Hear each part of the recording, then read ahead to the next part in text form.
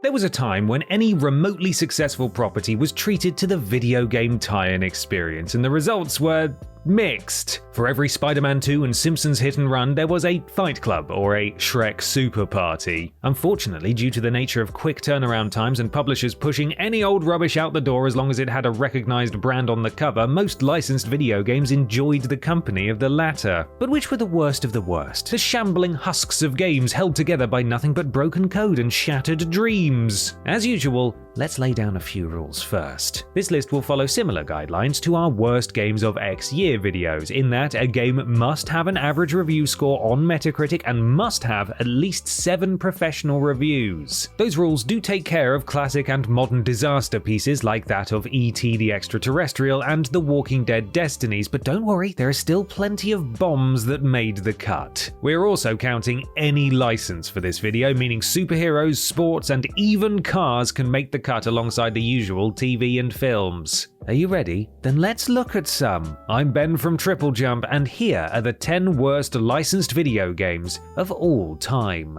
Number 10. Aquaman Battle for Atlantis. Xbox, 26%.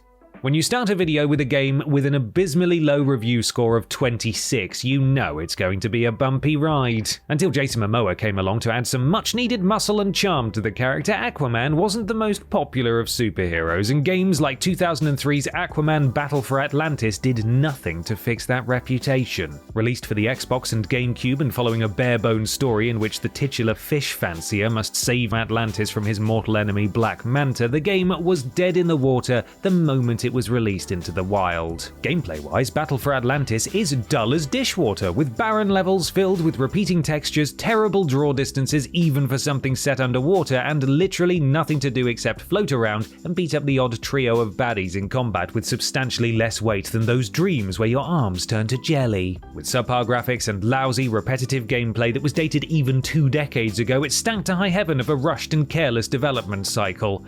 And raw fish. We played this as one of our worst games ever, so that should tell you all you need to know. Go and watch that video after this. That's it. Maybe if you if I thrust it, if you approach it respectfully, like that. Number 9. Survivor. PC. 26%. Based on the hit TV series in which contestants are dropped in an isolated location and forced to complete endurance challenges and puzzles for food and shelter, kind of like I'm a Celebrity Get Me Out of Here, only with fewer kangaroo bits, this game was not good. Fans of the series may be eager to get their hands on it, but based on the reviews, they'd have more fun actually being stranded on a desert island. The game starts out strong with a character creator that allows players to customize their own survivor, give them a name, a day job, and adjust their skill levels in everything from strength to empathy. But things only go downhill from there. And I say go downhill, but what I really mean is tumble off a cliff. Gameplay consists primarily of the camp stage, where players will watch other survivors jankily wander around and chatter inanely with some truly terrible dialogue options, and the challenge stage, which involves watching a shoddy clip and then pressing a single button to run faster or fire slingshot. There is a small amount of strategy involved in improving your relationship with other survivors, but its effect on the overall experience is negligible. Number 8. Jenga World Tour. Wii. 26%. Whoever decided to take a game about carefully removing and replacing wooden blocks, put it on the notoriously imprecise Wii, and charge more than twice the price of the actual physical game clearly thought they were a marketing genius. They were not. They really were not. The concept of Jenga is a simple one. Remove a block from the steadily teetering tower and place it back on top without knocking it all over. The fun comes from the careful precision and tests of finger dexterity that can only be accomplished with physical, tactile objects and is downright impossible to replicate with the floatiness of the Wii remote. Naturally, the unresponsiveness of the controls results in plenty of toppling towers. That's the other fun part of Jenga, you may cry, and you'd be right, in real life. In the game, the physics are so wonky you can have blocks juddering and clipping through each other like a Bethesda ragdoll, and everything falls over so slowly it makes the slow-mo replay entirely redundant. They couldn't even get the crunchiness of the sound design right, it's all just so meh. After such a roaring success, it's a wonder Atari didn't try adapting other childhood games. Where's my VR Jax? Number 7. Dragon Ball Z Ultimate Battle 22.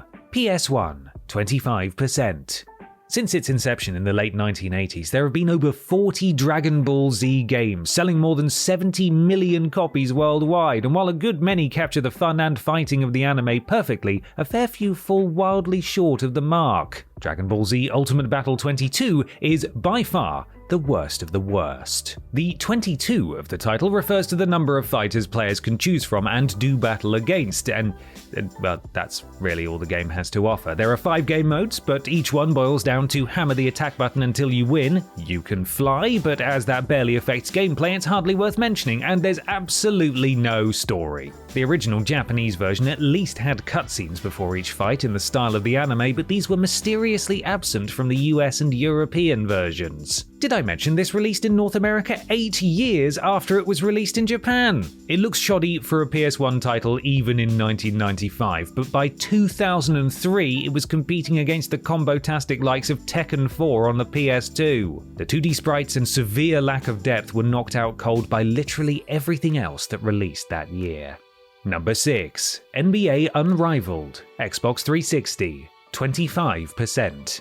Referred to by critics as both the worst sports game in Xbox history and an unmitigated disaster, NBA Unrivaled is not a game to recommend to even the most diehard of basketball fans. It might even be too harsh to subject your worst enemy to. It's almost a good thing that the publisher's license ran out and the game was delisted, just so nobody has to suffer through it ever again. The best thing about modern basketball games are the near photorealistic graphics, fluid animation, precise controls, and the feeling that you are in control of an actual real-life game. NBA Unrivaled has none of those things. In a strange desire to be both realistic and arcadey, the game just falls flat on its face. The graphics are abysmal, the animations are horribly stilted, and every player bounces across the screen like a toddler on their 6th can of Red Bull. And while it offered a variety of game modes, it didn't offer enough to either justify its price or keep bored players entertained for longer than an hour. In terms of quality and the sheer audacity of the studio to release it in its clearly unfinished state, the game certainly is unrivaled. Number 5. Charlie's Angels, GameCube, 23%.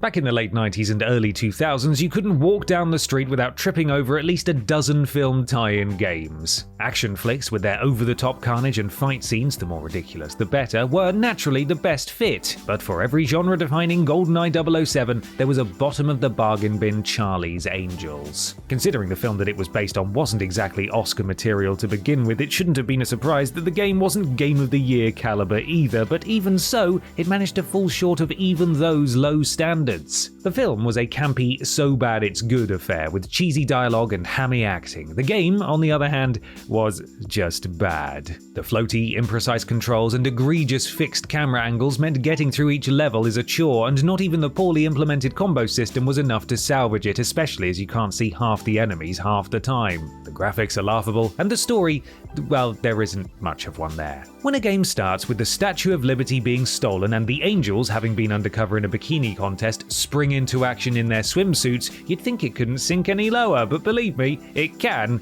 and does. Number 4. Fast and Furious Showdown, Xbox 360, 22%. Fast and Furious Showdown is definitely a game about cars, that much I can say. The problem is, that's about the only thing it shares with the far more popular, interesting, and despite the odds, better written and acted film franchise it's based on. And these cars are neither fast nor furious. Atrocious physics and unresponsive handling make gameplay feel as though you're driving through treacle, failing to move you out of the way of oncoming traffic despite you jamming the analog stick to one side. Either that, or it'll do the opposite, sending you careening off the road with the slightest nudge. Graphics are bland and the tracks so depressingly dull that they look like they were ripped out of a budget PS2 game, not what you'd expect from a premium PS3/Xbox 360 title. And everything is just so generic, from the insultingly short and buggy missions to the lackluster shooting to the hilariously bad voice impersonators. The Fast and Furious films are known for their outrageously over-the-top antics, impossible speeds, and bizarre obsession with family. This game has none of that, and that is a huge waste of the license. The driving might not be furious, but after 10 minutes of playing this flaming car crash of a game, you certainly will be. Number 3. Afro Samurai 2 Revenge of Kuma Volume 1, PS4, 21%. It's not often the first volume of a planned trilogy is so buggy, broken, and poorly received that it is pulled from stores less than 2 months later. The other games are outright cancelled and customers are given full refunds. But then, it's not often you get a game like Afro Samurai 2 Revenge of Kuma Volume 1. As one reviewer put it, the game is an unpleasant, deeply depressing experience throughout its short running time, and its narrative is an incomprehensible melodrama told through sloppy cutscenes and obnoxious monologues. Ouch. But they're not wrong. Just looking at the game is enough to give you a headache, and playing it is downright maddening. A terrible camera, clunky, unresponsive combat, and gameplay that is constantly interrupted every 2 minutes by admittedly rather stylish-looking expository comic panels. It's almost as if the game doesn't want to be played and fights back at every opportunity. And believe me, this is not a fight worth winning, not even for the most devout Afro Samurai fans. Just watch the anime and play some Metal Gear Rising Revengeance instead. Considering how horrifically broken this game is, it's surprising it's only at number 3, but as in life, things can always get worse. Number 2. Deal or No Deal. DS. 20%. Just one look at the box tells you exactly what you're getting into. I mean, seriously, look at host Howie Mandel's pained smirk. He knows how bad this game is, and he's trying to warn you not to waste your money on what is, in no uncertain terms, utter cowplop. The game, like the show, consists of opening random cases, each containing an amount between 1 cent and $1 million, hoping to eliminate the lower prizes. The player has their own box that they can't open till the end, but the dealer can buy it from them for an amount that varies based on what's been eliminated so far. And that's it. The entire game comes down to luck and whether the player wants to risk selling their box for a known fake cash prize or keep it for the unknown, still fake cash prize. It's ludicrous. Oh, and switching off the DS resets which boxes had been opened, but not their contents, so players could rob themselves of any fun by memorizing where the big money was hiding. Seeing as how the show goes to painful lengths to make slowly opening boxes at least somewhat entertaining for its 30-minute runtime, it's beyond me how anyone thought impatient gamers wouldn't get bored of the same shtick after 5 minutes. Number 1. Yaris. Xbox 360, 19%. Looking like the knockoff game that kids in a mid-2000s movie would play for 5 seconds before aliens attacked, Yaris is one of the weirdest as well as the worst licensed games ever to grace a console, and one that likely did more damage to the Toyota brand than good, what with its blatant false advertising. Last we checked, the Yaris did not come with a laser cannon. Come on, Toyota! Gameplay, if you can call it that, consists of picking a Toyota from a choice of 3 and racing it on a handful of bland, samey half-pipe tracks, occasionally blasting strange robots out of the air in the process. Racing might be too generous a term, to be honest, as all you're actually doing is swerving the car left or right to hoover up coins or avoid obstacles. The coins can be used to purchase upgrades, but you'll more than likely delete the game before you ever get that far. It looks terrible, handles worse, and even though it was free, that's still too steep a price for this rubbish. Critics naturally were not impressed, with even the kindest warning potential buyers to stay far, far away. Still, there's some fun to be had in playing something downright awful, isn't there? Almost a shame it's been delisted. Almost.